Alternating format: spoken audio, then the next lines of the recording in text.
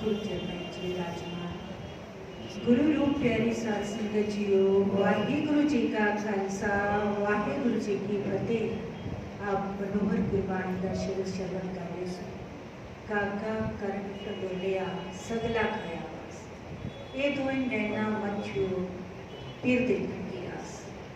बाबा शेख हरी जी के मुखार तो चढ़ किया एक पावन शब्द इतों के रागी जत्थे के पासों बड़े प्यार के नाल आप श्रवण कर रहे सो। एक किहो जी अरदास है, एक किहो जी बेनती है,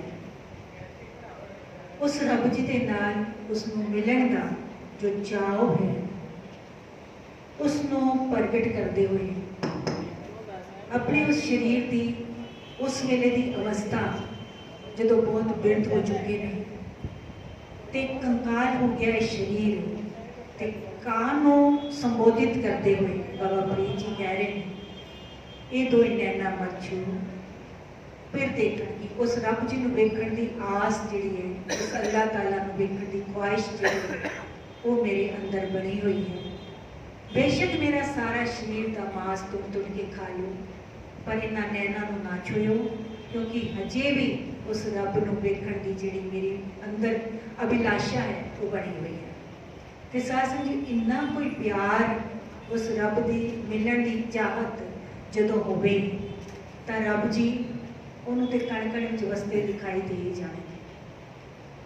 असा सारी चीज़ों को वेखना तो तकना तो चाहते हाँ, ये अखियां तकन लिए मिलियां भी नहीं, पर साध संगत जी इन्हों का कुछ मनोरथ होर भी तो सी। भाई साहब भाई वीर सिंह जी ने बड़ा सोहना लिखिया है, अखियों तकना बाण तुहाडी कौन कहो तुस तको ना, जगत तमाशे रज रज तको तकदियां तकदियां तको ना, पर इस तकण में चेते रखियो मैलियां मोल ना होयो जी। जो तक रही हो तको पर इस विच मैलियां ना होना, दृष्टि को मैली ना करना, क्योंकि ये जिस मनोरथ लई मिलियां ने ना जिन्ने तक वो सबरिया ही नहीं तो उस तो पहले इसनों तुसी इतनी कलुषता दी इतनी मैल दे नाल भर लिया। हुण साडी तकड़ी विच जे साध संगत जी पवित्रता नहीं है, सुचम नहीं है, तो फिर वो दृष्टि मैली हो जाएगी ना। रूप है, रंग है, तमाशे जगत के सब कुछ तको, पर उस तकण विच जिहड़ी अंदर की भावना है वो पवित्र रखो, वो सच्ची सुची रखो। तो साध संगत जी कहते हैं इस उस दाते ने अमृत नूं जहर बना के पको ना। उस दाते ने जे सुनप भी बनाया है, सुंदरता बनाई है, तो उस कुदरत की ये दात है। तो इस दात नूं उसनों अमृत जे दात नूं तुसी जहर ना बनाओ, यानी अपनी माड़ी दृष्टि नाल उसनों वेख के अपने अंदर वासना ना बनाओ।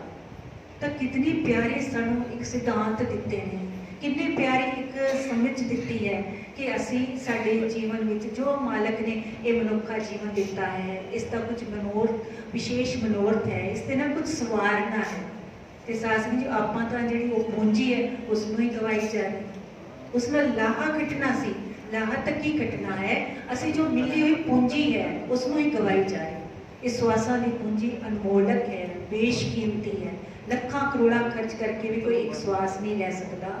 इसलिए इसको सार्थक करना है। एक ज्ञान इंद्रियां, एक कर्म इंद्रियां, इन्हों का ये मनुखा जीवन इससे लाए गए शरीर के हरेक अंग का रोम रोम का उस परमात्मा के प्रति जो एक कृतज्ञता है उस मालक के प्रति, उस मालक के प्रति वो कृतज्ञता को ज्ञापित करना है, उस वाहिगुरू का शुक्र करना है। ये मनुखा जीवन प्राप्त करके गुरु दर्शाए मार्ग ते चल के इसनों सफल बनाना है। अरदास दर्शन रूप के अभ्यास जो पुस्तक आप पढ़ रहे हैं डॉक्टर जसवंत सिंह नेगी जी की लिखी हुई, उसके विच भी अरदास करने की जुगत भी दसी है। सिख धर्म के जो इतिहास है उसकी विलक्षणता, अरदास की विलक्षणता भी दर्शाई है। तो जो उस मालिक ने जो भगवती तो शब्द शुरू होया है उसनों भी समझाया है कि इस मुलगालते विच ना रहना कि ये किसी देवी का नाम है, ये उस परमात्मा का जिसने सारे जगत के विच जो जो कुछ होना है, जो ऐसिया ताकत बदी की ताकत ने फन चुकने ने उसनों कुचलण ਲਈ उसनों समूल नष्ट करने के लिए भी जो एक ताकत, एक हथियार, एक खड़ग बनाया है, उस प्रथाएं आया है। तो इसके प्रथाएं गुरु पातशाह गुरु कलगीधर पातशाह ने लिखित नाटक विच सुख संता कर्णम दुर्मत कर्णम किलवित हरणम असरणम जय जय जग कारण सृष्ट उपारण मम प्रतिपारण जय तेगम। ते देख देख फतेह कहने हैं ना आप, ਤਾਂ ਉਹ ਤੇਗ ਫਤਿਹ ਦੇ ਲਈ ਹੈ ਤੇ ਉਹ ਆਸੁਰੀ ਸ਼ਕਤੀਆਂ ਜਿਹੜੀਆਂ ਨੇ ਉਹਨੂੰ ਦਬਾਉਣ ਦੇ ਲਈ ਹੈ, ਉਹਨੂੰ ਕੁਚਲਣ ਦੇ ਲਈ ਹੈ। ਨਾ ਕਿ ਸਾਧ ਸੰਗਤ ਜੀਓ ਅਸੀਂ ਜੋ ਉਸ ਮਾਲਕ ਨੇ ਬਣਾਇਆ ਹੈ ਨਾ, ਜਿਸ ਨੂੰ ਫਿਰ ਮਾਲਕ ਨੇ ਇਹ ਬਲ ਬਖਸ਼ਿਆ ਹੈ, ਤੇ ਇਸ ਬਲ ਨੂੰ ਹੀ ਅਸੀਂ ਉਸ ਬਲ ਦਿੱਤੇ ਹੋਏ ਬਲ ਨੂੰ ਹੀ ਭਗਵਾਨ ਨਹੀਂ ਸਮਝ ਲੈਣਾ है ना। वो ताकत जिसनों जो रहबरी पुरुष आए ने, जो संत ओली वीर फकीर आए ने, तो साथ संगत जो या ये देवी शक्तियां आईयां ने, वो उस असुरी शक्तियां को खत्म करने के लिए आईयां ने। ते साथ संगत जो फिर उन्होंने जो बल मिलिया है, ताकत मिले, वो अकाल पुरख वाहिगुरु तो मिलिया है। इसलिए जो विचकार चीज आई है उस मालक तो आई है, ते उसके मार्फत होया काम है, तो उसको असी भगवान भी समझ लेना। ये समझाने का यतन किया इस अरदास की जो प्रारंभता है उस उस प्रथाएं जो है समझाने का जो सिद्धांतिक इसका पक्ष है वो उजागर किया है। फिर दसिया कि जिहड़ी तेग वल इस छंद में संकेत है उबारणहार प्रतिपालनहार, वो देग लोहे का शस्त्र नहीं रह जाती, अकाल पुरख की अपार कला होके पासती है। क्योंकि जितने तक हुण अस्त्र शस्त्र तो सारे ही ने, जितने तक उन्होंने विच उस अकाल पुरख का बल न बख्शिया जाएगा, तो फिर वो ताकत ते अस्त्र शस्त्र ने जो उस विच अकाली शक्ति आ जाती है, उस रहबरी शक्ति आ जाती है, तो वो केवल अस्त्र शस्त्र नहीं रह जाते, वो अपार कला होके पासती है। फिर प्रतीत होता है कि इतनी नहीं तो साथ संगत जो किधरे भी ऐसा ना होता मुमकिन कि 10-10 मुगल फौजा होण ते इधर केवल 40 सिंह होण, तो जित इसलिए वाहिगुरु जी का खालसा ते वाहिगुरु जी की फतेह कही है गुरु पातशाह ने। फतेह भी उसने बख्शी है, खालसा भी उसका है। ये जो इस जो अस्त्र शस्त्र ने उस विच भी ते बल उस मालक ने भरिया है, ताकि ते एक नाल सवा लाख नूं लड़ाण दी जिहड़ी क्षमता आई है, अमृत की भी वो बख्शिश है, इस खड़ग विच भी उसकी ताकत आई है, ताही ते जाके कहते वो फिर उसका अकाल रूप जिहड़ा है उस विच पासदा है, प्रतीत होंदा है, पर वेखण वाली अख भी होवे है ना। ते ये वेखण वाली अख, ये समर्था सानू गुर प्रसाद तो मिलती है, और कोई जरिया नहीं है, और कोई साधन नहीं है। नहीं तो बंदा हर प्राप्ति का अभिमान कर बैठता है, तो कमाई नाल दी नाल मिल जाती है, तो उस तो बाद वो समर्था भी नहीं रह जाती है ना। कोई बंदा ये गुमान कर ले भी मैं अमृत वेले उठदा, अगले दिन उस तो उठिया ही नहीं जाएगा, जमा के वेख लेना है ना। वो मालक बख्शिश करता है, उदम करे करावे आपे, वो उदम करन दा बल भी तो ही बख्शदा है ना। सुचेता उही लियांदा है, हिम्मत उही देता है, पाठ करन दी, बैठण दी, सत्संग विच आण दी। तां बस असी उस मालिक का बस शुकराना करना है जिस तो ये सारा कुछ आया है। जितना शुकराना होगा उतनी बख्शिशां होर होंदियां जाणगियां। फिर समझाना किया है कि भगवती की वार की दूजी पौड़ी विच भी भगवती पद का असल प्रयास स्पष्ट हो जाता है। जिस भगवती नूं सिमर के ये वार आरंभी गई उसनों इस पौड़ी विच क्यों निरूपिया गया है। खंडा पृथ्वी साज के जिन सब संसार उपाया, खंडा पहले साजिया फिर संसार की रचना हुई है ना। जो आसुरी शक्तियां बनाइया ते उसका विनाश करने के लिए खंडा भी साजिया गया, वो अस्त्र शस्त्र भी बनाए गए, ते जिस दे हथों उन्हों का सहार होना सी वो भी उपजाए गए।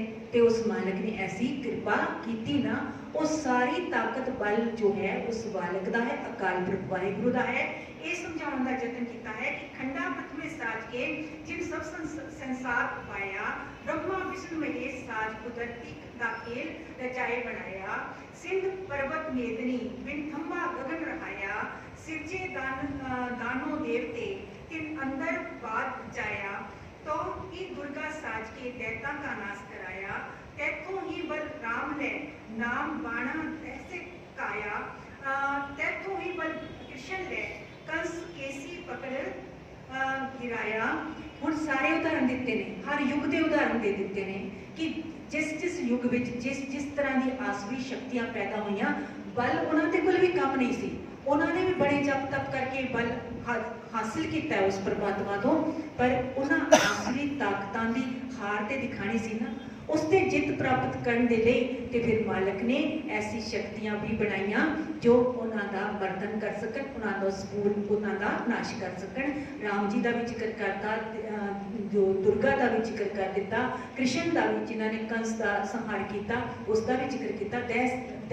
जोड़ा 10 सिर है, 10 सिरा वाला बल रखने वाला जो है, वो दिमाग रखने वाला, बल रखने वाला, इतना जपी तपी उसने उसका संहार करने लिए तो सबब बनाया ना, वो उस अकाल पुरख ने बनाया। ये रहबरी अवतार आए, उन्होंने तो उस मालिक ने ये सब कुछ कराया। बड़े बड़े मुन देवते कई युग तिनी तन पाया, किन्नी तेरा अंत ना पाया, किसी ने तेरा असल विच अंत नहीं पाया।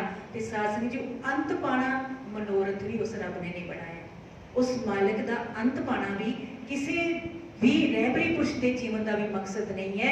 केवल ते केवल उस वाहिगुरु नूं जप जप के, उस वाहिगुरु का शुकराना कर करके, उस वाहिगुरु दे उसके नाम विच अभेद, नाम के नामी ने अभेद होना, उस विच एक सुर होना है, एक रूप होना है।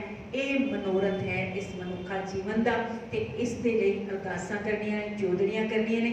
वाहिगुरु ये मनुखा जीवन बख्शिया, करमी आवे कपड़ा नदरी मुख द्वार, उसकी नदर के पात्र बनना है, उसका नाम जप जप के बनना है, गुर प्रसाद को विचकार रखना है, किसी चीज़ का गुमान नहीं करना, तद ही ये लोग सुखीए पर लोग सुहेले। नानक सतगुरु आपे मेरी व्यवस्था बन सकेगी। भुल्लां चुक्कां दी खिमा बख्शियो जी। वाहिगुरु।